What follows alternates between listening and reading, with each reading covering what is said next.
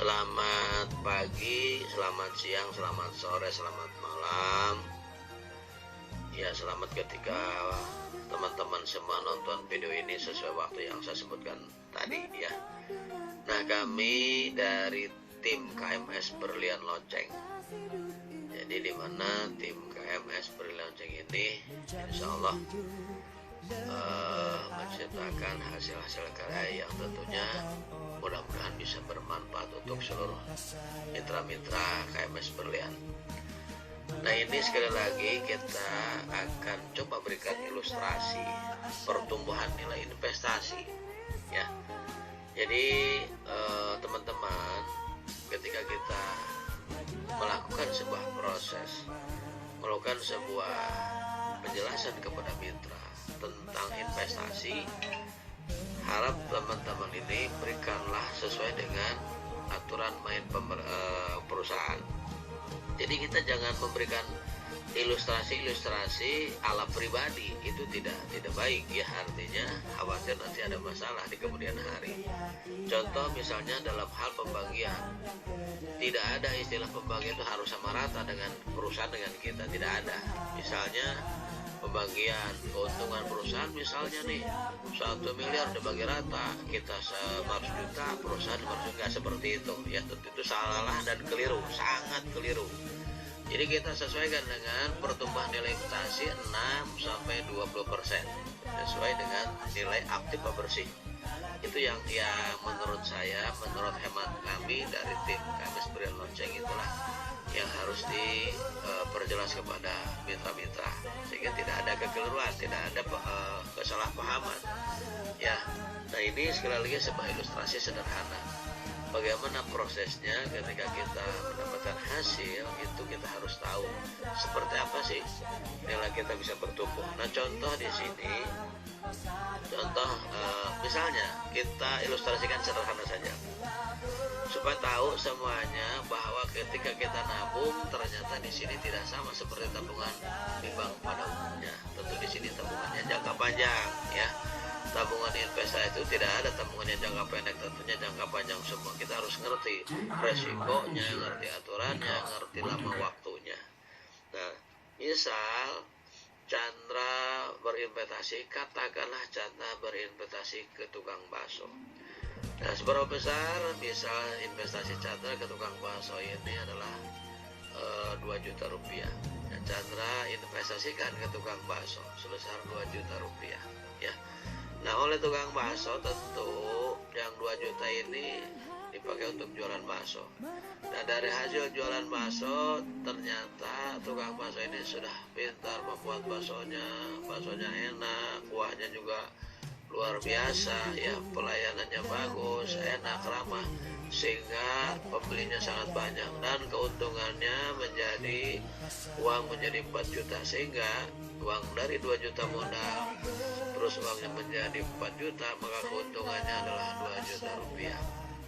Nah, teman-teman, dari 2 juta ini Chandra dibagi, katakanlah kita membaginya sesuai aturan ketentuan perusahaan, itu sesuai dengan nilai aktif bersih. Nah, Chandra dari keuntungan diberikan katakanlah 20% ya, dari hasil keuntungan di 2 juta, maka Chandra diberikan 20%, 400.000. Tidak harus berarti sama rata, Chandra 1 juta, tukang bakso 1 juta, tidak. Kalau Chandra tidak ikut berusaha, tidak ikut dagang, tidak ikut capek. Tapi kalau tukang bakso yang capeknya, yang usahanya, yang memikirkan tenaga pikiran dan lain sebagainya, kalau ini hanya untungnya doang, sehingga katakan dikasih 20%, 400, dan berarti tukang bakso itu 1.600.000 ya.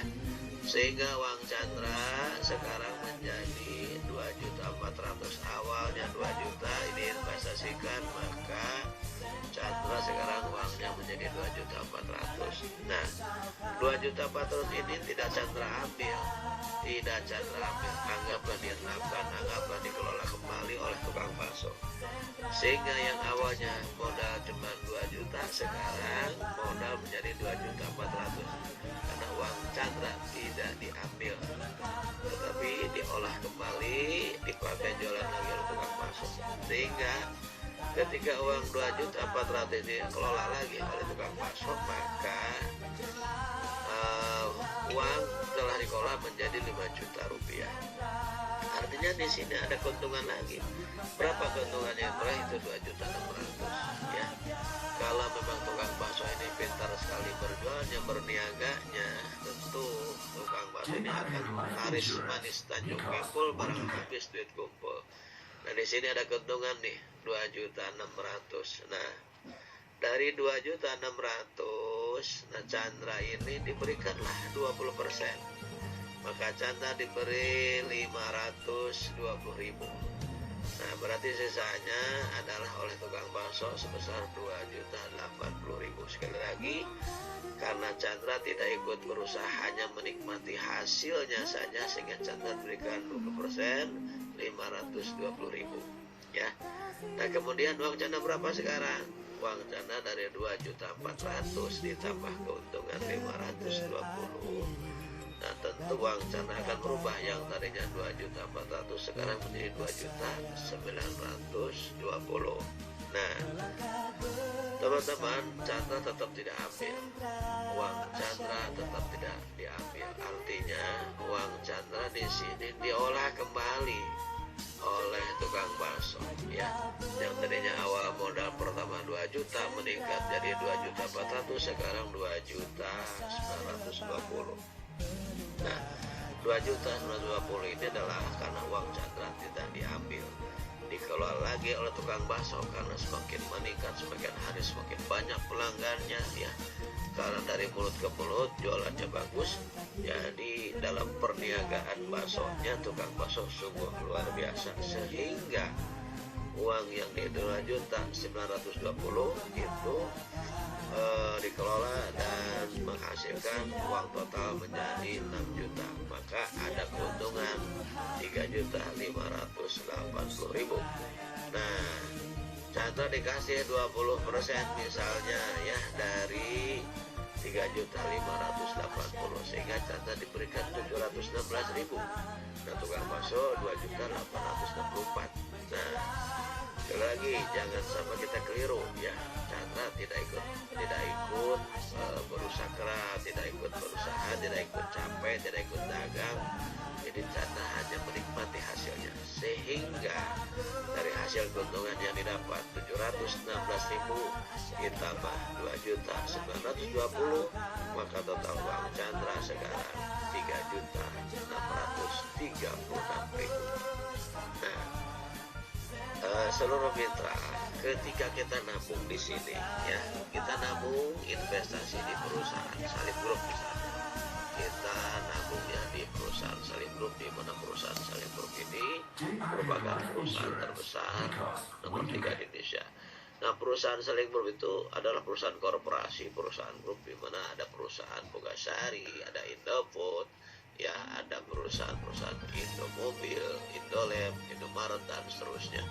Ini perusahaan Salim Group yang memang mengelola uang tabungan investasi kita. Jadi uang tabungan kita itu dikelola oleh perusahaannya. Lagi uang tabungan kita itu dikelola oleh perusahaan. Nah, bagaimana cara pembagiannya? Tentu dari hasil ilustrasi di sini semua hasil usaha perusahaan. Tentu ini perusahaan sedang melakukan perniagaan. Artinya apa? Bogasari sebagai pabrik terigu yang hasilnya akan dijual belikan kepada masyarakat. Artinya di situ ada perniagaan. Seluruhnya ada perniagaan, termasuk Indofood, pabrik Indomie, Sarimi dan seterusnya. Ketika sudah jadi juga dijual kepada masyarakat. Di situ ada perniagaan ya. Nah yang menjualnya siapa? Yang menjualnya Indomaret. Indomaret yang melakukan juga perniagaan. Jadi di sini ada usahanya, di sini jelas ya, ada kantornya, ada pabriknya, ada usahanya nyata. Jadi di sini kalau investasi tidak memberikan satu hal-hal yang bersifat tabu atau hal-hal yang bersifat mengawang-awang, tidak. Nah di sini tentu pembagian 6-20% sesuai dengan nilai aktif pembersih atau per satu lembar harga saham.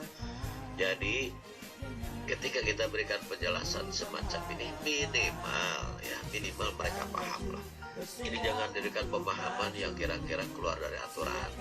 khawatir nanti pada saat di suatu saat nanti ya ketika mereka sudah mencapai 5 tahun atau lebih, terus ternyata tidak sesuai dengan apa yang kita omongkan, apa yang kita jelaskan pada saat prospek, tentu dia akan marah, akan menuntut kita semuanya. Jadi untuk menghindari itu semua, maka berikanlah penjelasan yang akurat, penjelasan yang sesuai dengan aturan. Jadi pembagian hasil usaha itu tentu berdasarkan ketentuan 6-20% sesuai dengan nilai aktif pembersih atau per satu lembar harga saham. Demikianlah, mudah-mudahan video ini bermanfaat untuk semua teman-teman khususnya di KMS Brilian Lonceng ya. Jadi sekali lagi kami dari tim KMS Brilian Lonceng mempersembahkan ini agar kiranya ketika kita memberikan penjelasan ke cabai-cabai di lapangan tidak terlalu jauh menyimpang. Kurang lebihnya mohon maaf. Saya akhiri, billahi taufiq wal hidayah. Assalamualaikum warahmatullahi